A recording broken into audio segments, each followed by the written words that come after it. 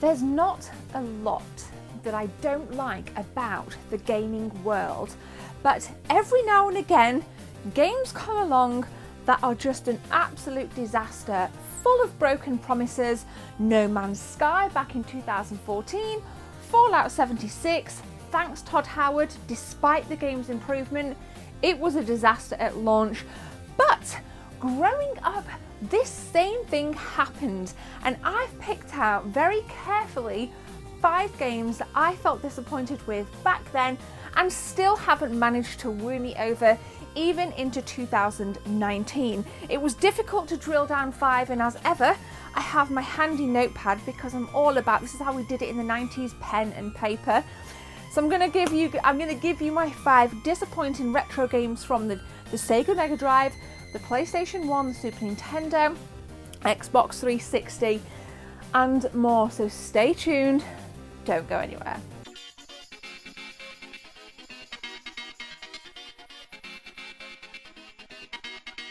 I'm going to start with this one, and funnily enough, somebody mentioned it on a live stream, ShaqFoo.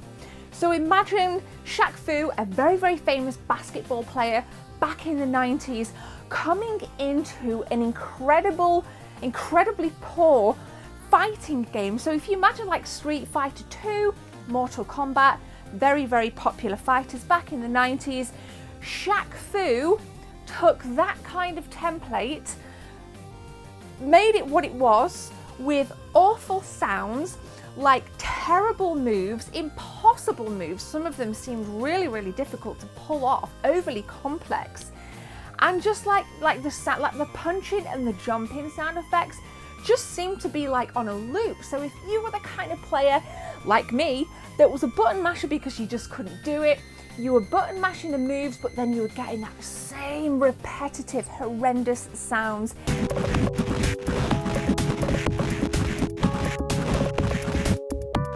Nothing felt right about ShaqFoo, and in fact, I'm pretty sure I don't own ShaqFoo for that exact reason, and I'm absolutely certain I don't have it.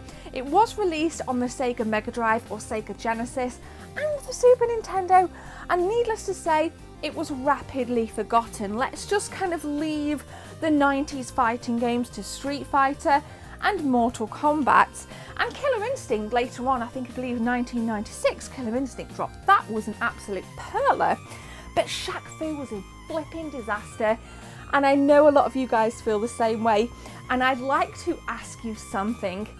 If you like it, be honest and make yourself known in that comment section below. So another game from the 16-bit era before we jump into the PlayStation 1. Don't hate me for this. I could not grasp Clayfighter. I think I have it, yeah, I have it on the Sega Mega Drive. I think I have an unboxed Super Nintendo copy. Clayfighter. On paper, Clayfighter for me looked fantastic with really eccentric characters, like this kind of like weird ass snowman and a guy with a pumpkin head, and just, you know, popping colour palette. Imagine just like bright popping 16-bit sprites. You know, you kind of flicking through the magazines in WH Smith and seeing this really cool new game coming out. Clayfighter, so very similar to ShaqFoo, that kind of like fighting to the death, best of 3. But again, it missed the mark for me.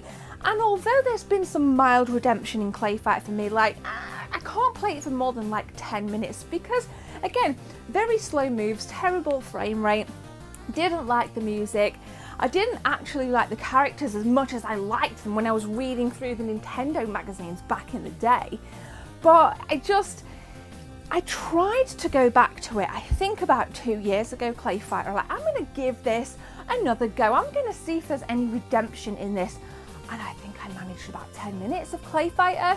So again, I think there's a lot to be said. Back then, there was huge benchmarks with your Mortal Kombat series and with the Street Fighter series, Street Fighter 2 and the iterations of, you know, the benchmark, the quality was so high, and anything, like nothing came close. Turtles Tournament Fighters, although it was a good game, didn't reach the pinnacle level of your Street Fighters and your Mortal Kombat.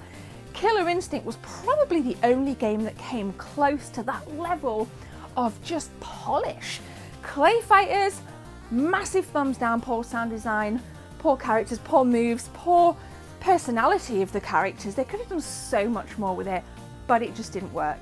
Okay, this is probably going to come as no surprise. This was a PlayStation 1 title, I believe released in 1996, Bubsy 3D. I say 3D very loosely because it almost looks as if it's an unfinished game or a kind of cancelled game with like 30% of it complete, and somebody found, oh, here's this really shit copy on a floppy disk, let's release the ROM. It's awful, man. And again, it's like one of those games that could have been really, really good. A little bit like kind of Rayman almost, you know.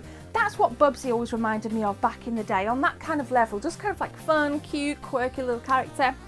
But Bubsy 3D, really poor textures, really poor level design. The level design's just, again, imagine like Crash Bandicoot, right? Okay, so imagine your favourite level on Crash Bandicoot. Think about that right now.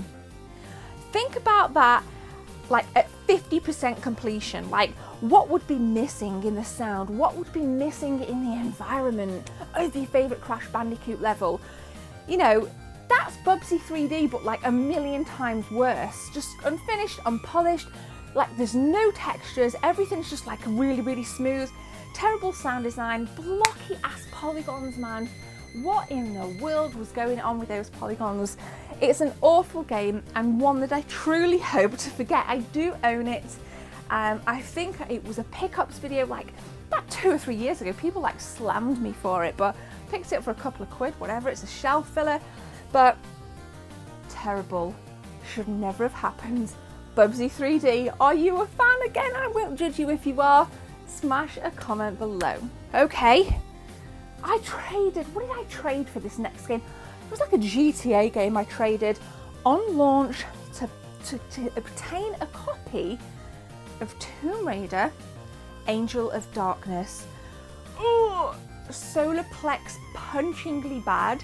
Again, complete disconnect. Like, I remember the early levels when you were in Paris.